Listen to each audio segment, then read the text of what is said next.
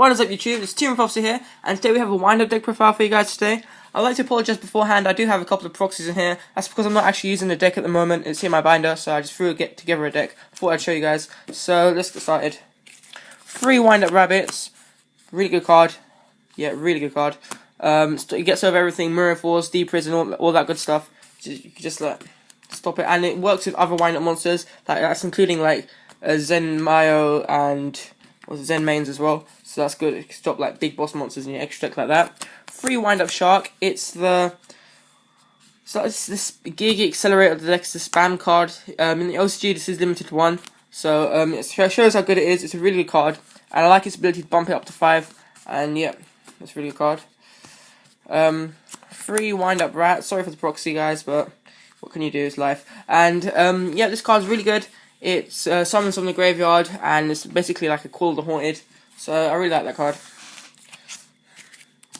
Next up, we are running the 1 warrior. This is mainly in here as an invoker target. Otherwise, I hate drawing this card.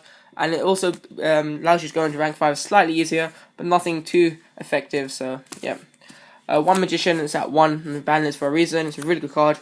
Wishes come back to 2 or 3. Broken card. And then for non-wind-up monsters, we are running double tour guide. I don't find a need for 3 because you only need to go into tour guide once, or you need to go into level 3 once. Because this card is banned. If this card wasn't banned, it's at 1, then I'd run 3 of these hands down. Just get into this as soon as possible. But seeing that it is at 1, it is banned. I'm only running 2 tour guides. Still going to some rank 3s like Invoker. That's the main thing you use tour guides for in this deck.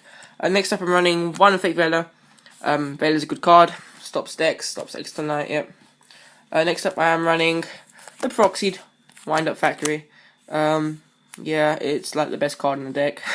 Yeah, it's really good. You just spams you, gives you insane hand advantage. That's why this deck is very, very acceptable to being extra knighted.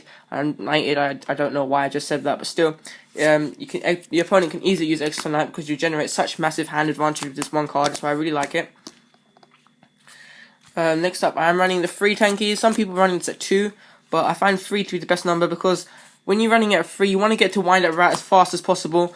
And sometimes this is a really nice top that you just activate this, get wind up rat, and then you just control the game from there. Really grind really nicely. That's why I really like running 3 tankies. I don't think I'd consider cutting this down to 2. 3's actually been working fine. I've been testing this in Juliet Network a lot, so yeah. Okay, next up I am running the 3 bottle dualities.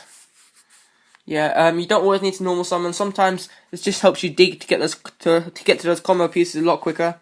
So I really like that aspect. You don't always need to special summon this deck. What's really nice is just having a shark in hand and just waiting to go off next turn and having back row. I'm running quite a few spells in traps. So yeah.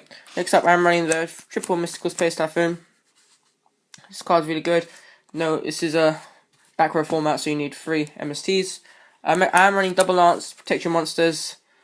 Yep, it's a good card.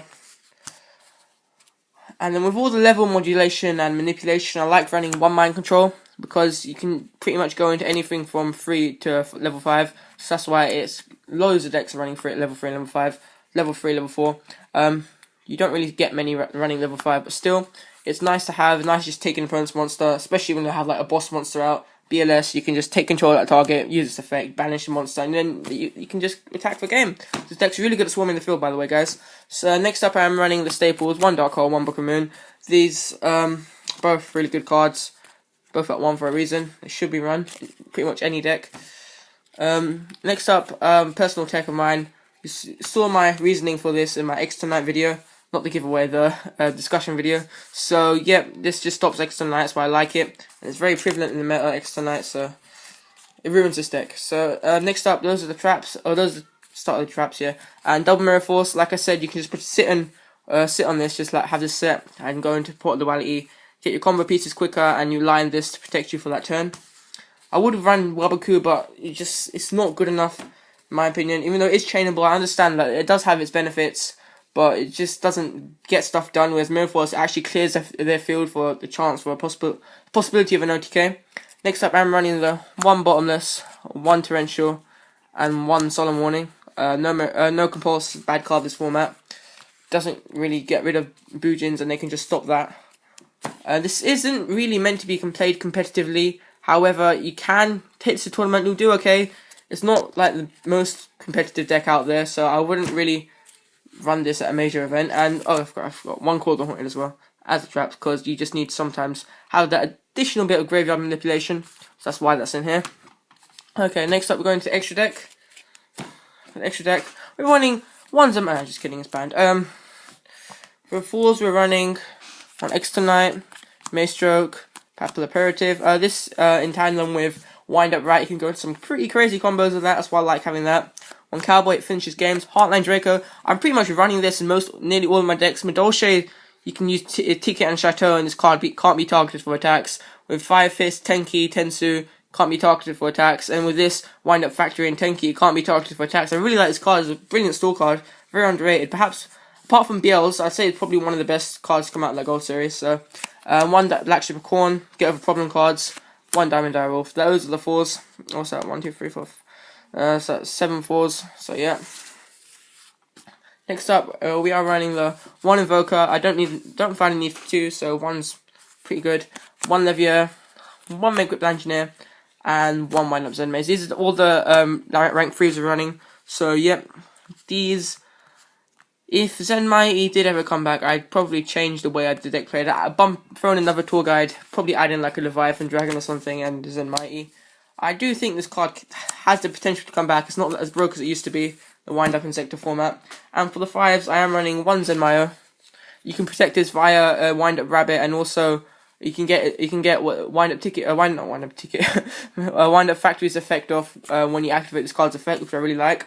1 Volcasaurus, really good card. 1 Shark Fortress to push for the OTKs. And I'm running 1 Gaia, which was the last proxy. I don't have Gaia. So anyway, thanks guys for watching. This is Team Prophecy here. Remember to like, comment, rate, and subscribe.